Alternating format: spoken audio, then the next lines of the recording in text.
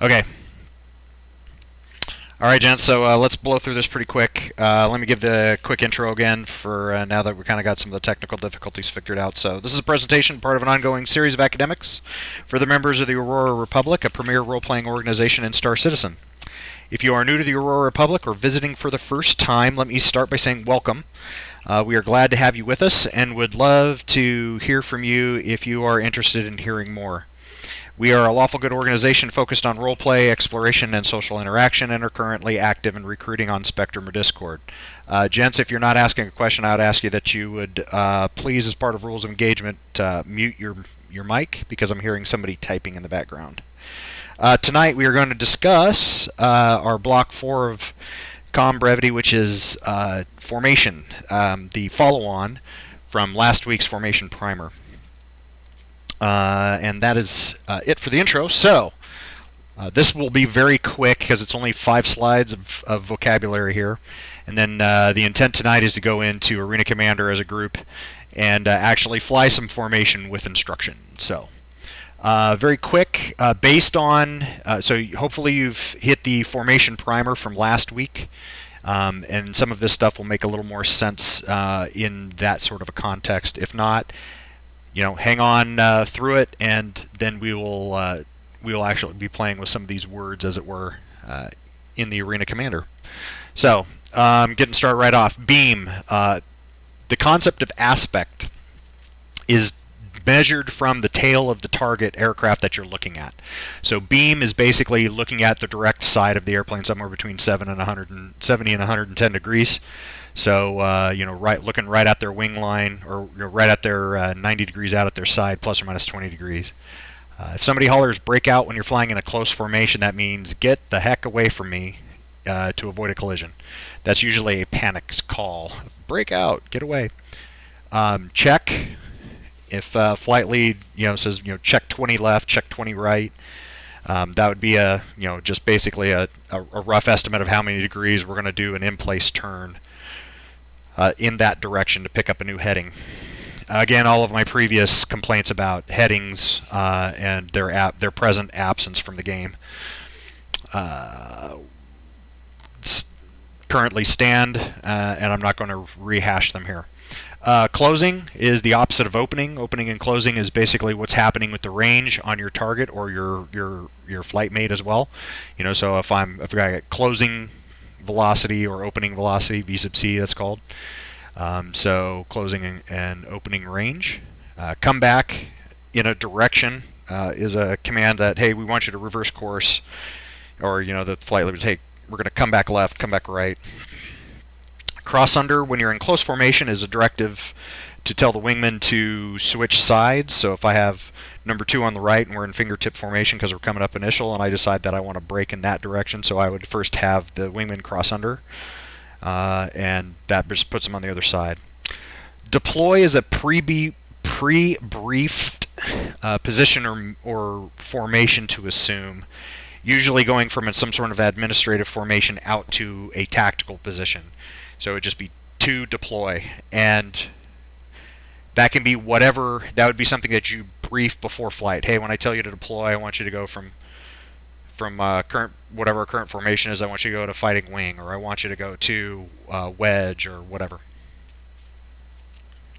Drag again is another aspect, descriptive word. Drag aspect is straight off the tail. Anything in that back 120 degrees, up to 60 degrees off from the tail. Flank is basically the front quartering on either side, the 120 to 150 degrees measured from the tail around the circle there. Float is when you're going to command to expand the formation out to the lateral visual limits, usually happening when somebody has something on the edge of the sensors. Maybe lead has his sensors looking at one thing, 2 calls that he's spotted something else, and the lead tells him to watch that second contact, and now the wingman would have to float to keep him on the edge of the sensors. Quick question. Yeah. So is that like you're expanding out the formation, like you're expanding the distance between the members? Yes. Okay. out to a limit of where you can keep each other visual. Okay. Okay. Group. Group. The term group means it's a multi-ship formation. Uh, Usually within 3 nautical miles of azimuth or range. Uh, there's later on when we talk on another block when we talk identification criterias, and there is some legal, or not legal, but there's some rules of engagement type concepts that are based on whether or not you can define something as a group. Basically, guilt by association criteria.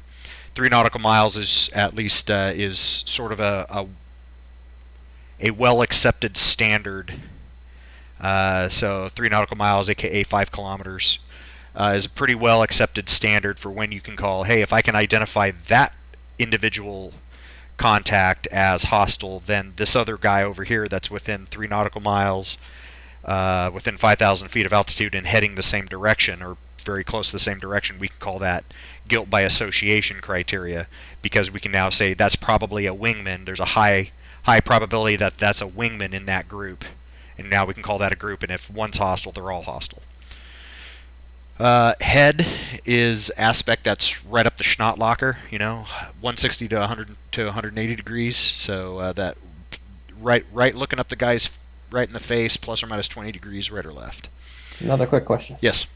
Would guilt by association lump in somebody that was trying to, like a friendly trying to shoot down an enemy?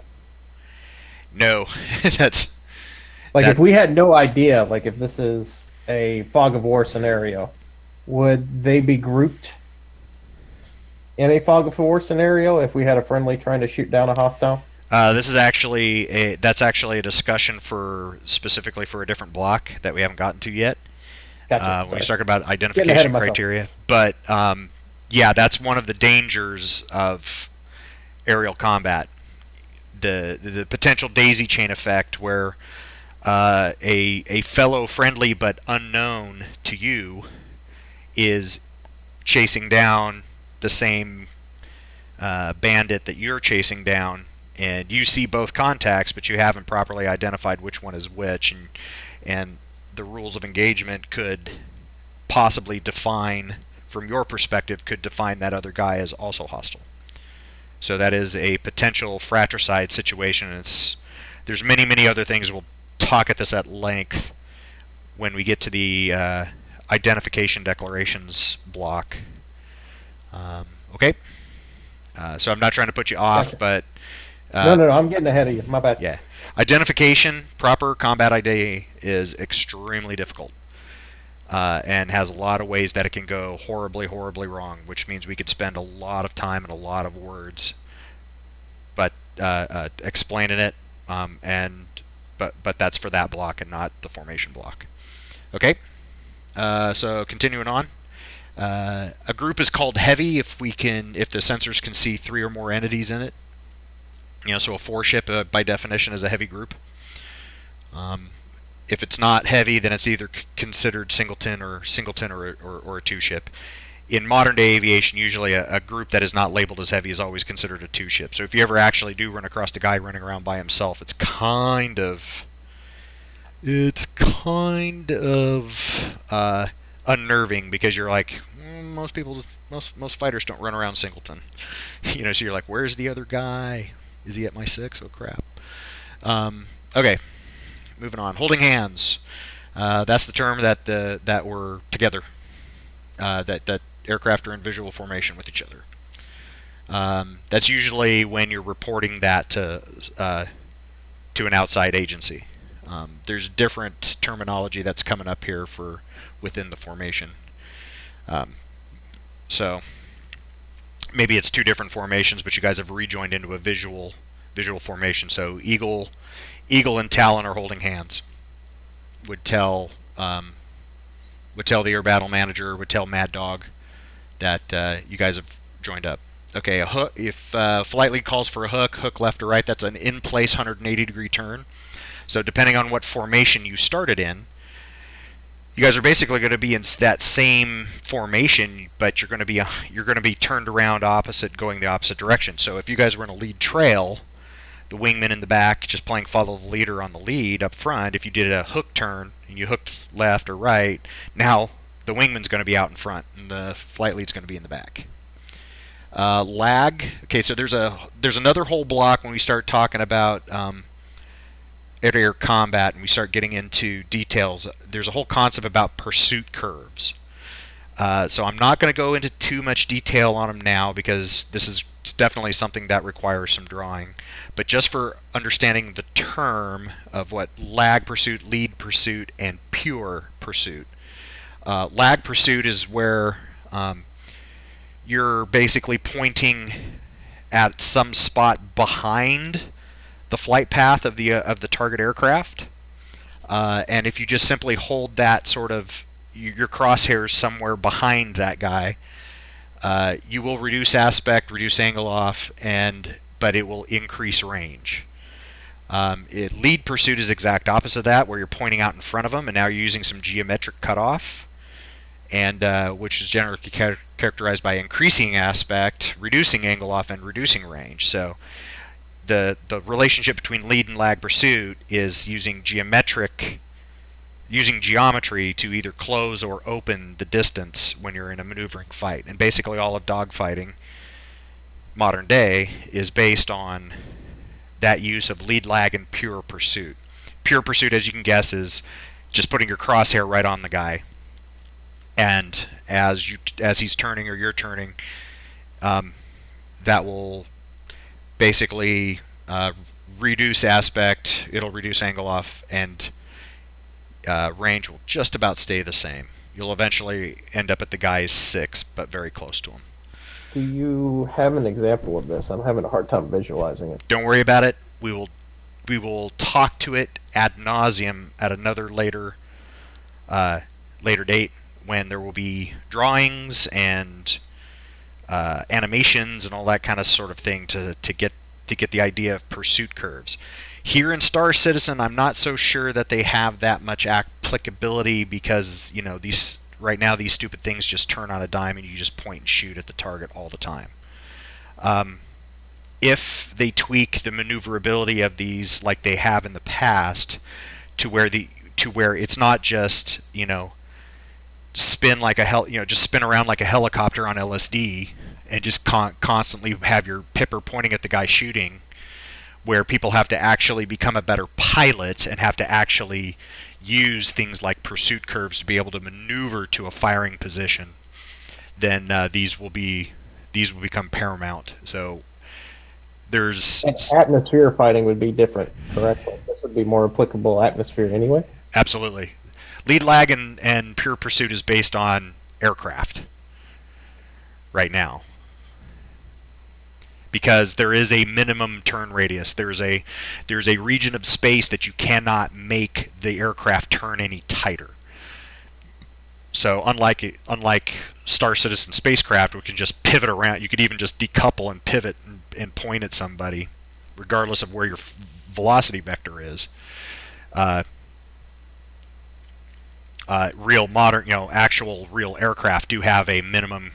They can only carve such there's a minimum size circle that they can carve in 3D airspace.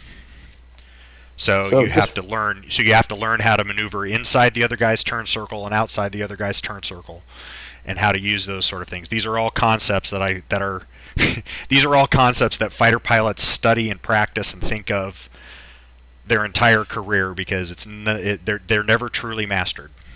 So is this equivalent if I'm leading a target, like I've played artillery in other games and something like that, you lead your shot before they arrive at that very direction? Similar. That's kind of the idea? Yes. However, these pursuit curves are how you control range. It's how you control the actual physical positioning of your aircraft and the other aircraft.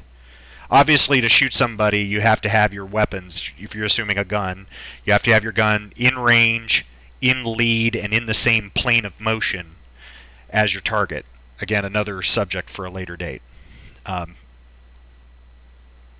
but actual modern day dogfighting is based on the ability on the use of these three different pursuit curves in a close in dogfight to either close with the guy, to either create closing V sub C or opening V sub C, create closure rate or create an opening rate to realign planes of motion that your airplane defines as it carves a curve in space, as it carves a curve in the air. So, like I said, again, I don't want to get too deep into these right now because we're going to have much more academics on it later. Okay, maneuvering call. This is something that you might hear from an air battle manager over the headset. That hey, when they're calling out two groups, azimuth 5. Groups are now maneuvering in range. So something that beyond your sensor range, if you have a something like an AWACS, or in Star Citizen maybe a Carrack or a Terrapin or something that has a bigger sensor that can see farther, and they're calling out other groups for you, that would be a call that hey, that last verbal picture that I painted for you is now changing. Groups are now maneuvering in range, or they're maneuvering into an azimuth. Marshalling, we've used this term quite a bit. I think most people get it. Marshalling is when you get your forces together, or maybe the air battle manager is going, hey, enemy forces are marshalling vicinity of Yella. Okay, so we know that that's where they're getting all of their ducks together in a row before they press onto whatever they're going to do. There's an opening, obviously the opposite of closing. When you're talking about opening is increasing range between you and the target. If somebody says, say pause it, that's a directive call, but it's basically the question, hey, where are you? It's a request for where your position is. So you'd usually come back, if you're visual with your flight mate, and he says, say pause it, because he's lost visual on you, he's no joy, or not no joy, he's blind, you would say, hey, I'm at your right 4 o'clock, 3 kilometers. Okay, now he knows where you are. There's pure pursuit, like I said, the third out of the pursuit curves.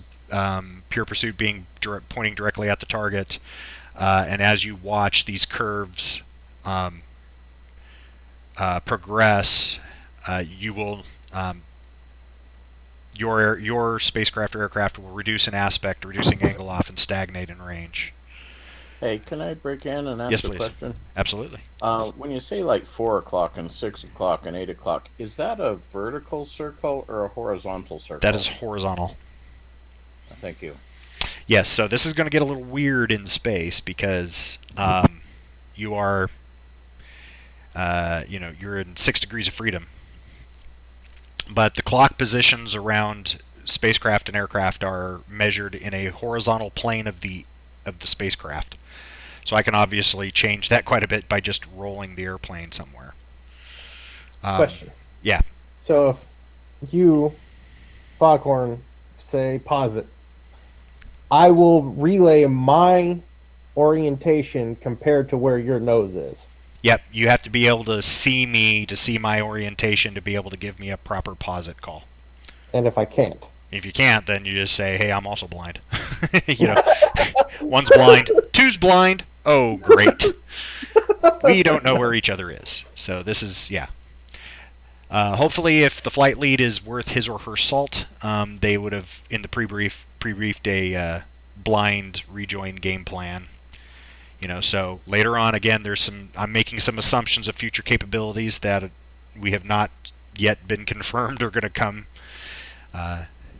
Reference instrument flying, but you may go, okay, on this portion, if we end up both going blind on each other, which of course with the way the game is now, you'd have to be 10, 12 kilometers farther apart so that even your sensors can't see each other.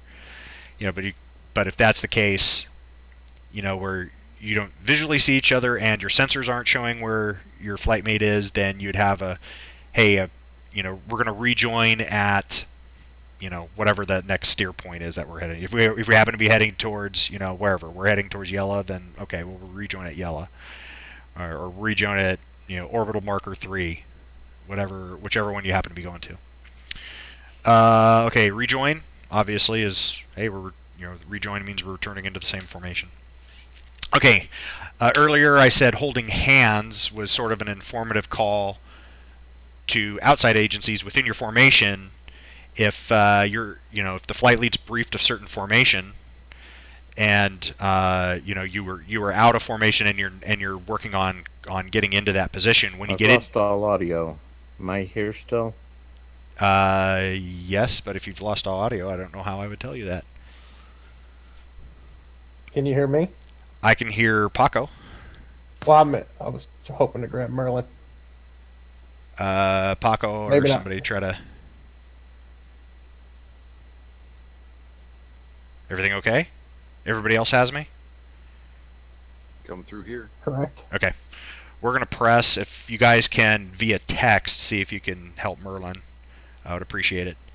But we're almost done. This is the last slide. So, okay, so if you're out of the formation that you were briefed or was commanded by the flight lead, and you're now moving to get into that part, the word saddled means you've now reached that position.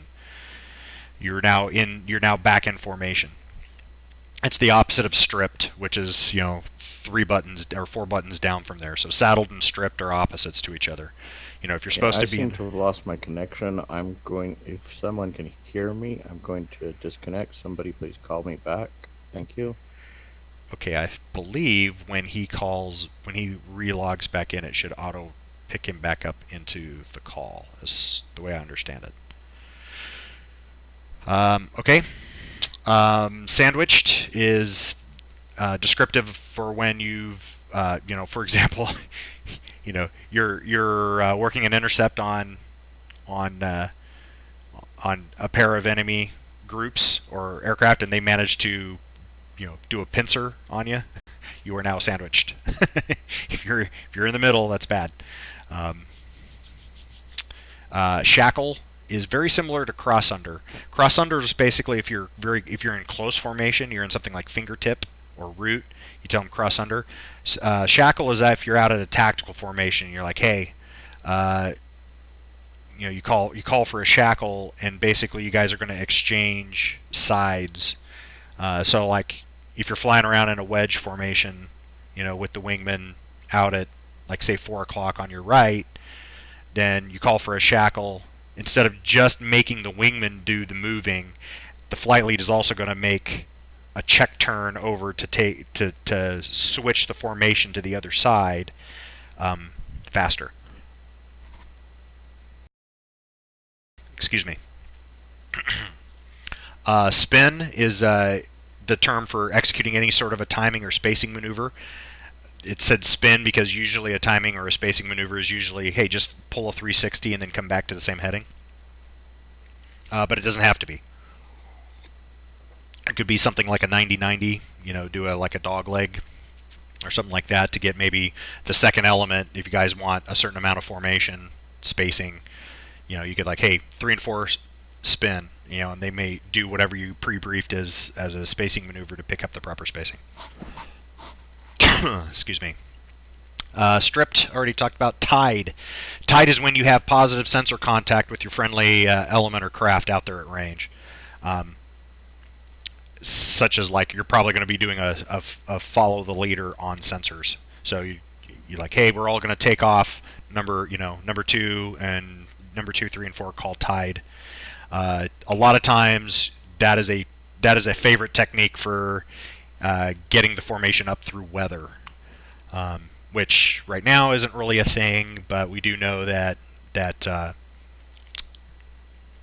cloud technology is coming here, and I think 3.3, 3.2 or 3.3, both in space, and I think weather is eventually going to come on the ground too. So there might be times where, hey, instead of us trying to penetrate through weather in close formation with each other, hey, everybody just take a 1 kilometer 1 kilometer sensor trail on the guy in front of you, so the 4 ship will be a big game of follow the leader. So as you take off, 2's tied, 3's tied, 4's tied, and so now as the flight lead, I know we're all in a row like ducks. So last one is trailer. Trailer is just simply that's a term for whoever the last craft in a group is. So, you know, their battle manager, hey, group bullseye, da da da 180 for 26 miles.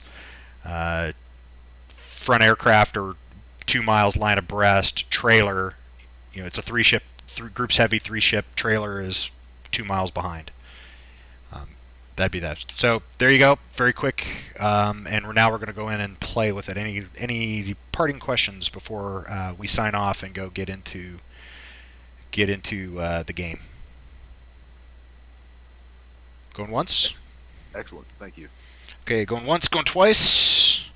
Other than, is there potentials in the future for some practicing some of these concepts? Because Absolutely.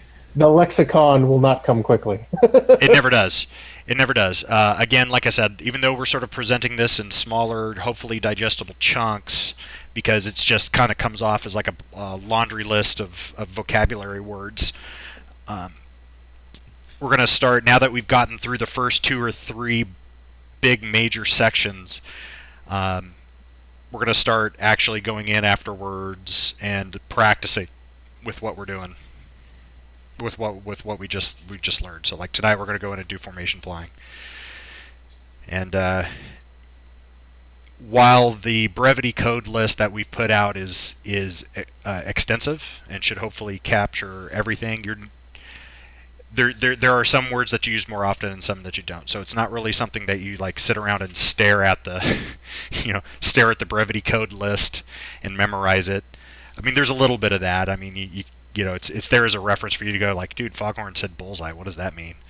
So you can use it as a reference. Using proper brevity code when you're flying and in ground combat and all that sort of stuff is really just it's something you learn by doing. So we got to add more doing.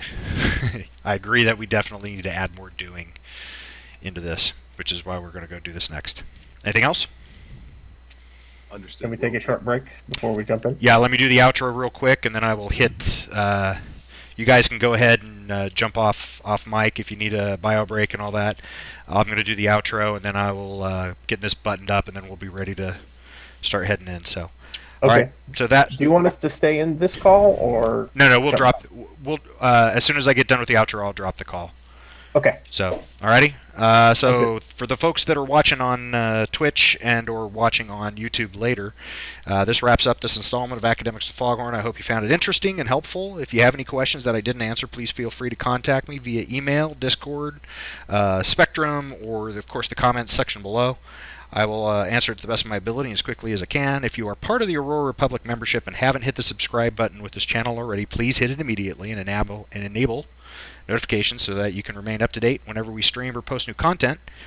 If you are a visitor to this channel, please feel free to hit that subscribe button as well, as the feedback really does help us when we are striving to improve our content. So I will see you next time. This is Foghorn signing off, wishing you a pleasant remainder of your morning, afternoon, and or evening. Gentlemen, see you offline in a moment.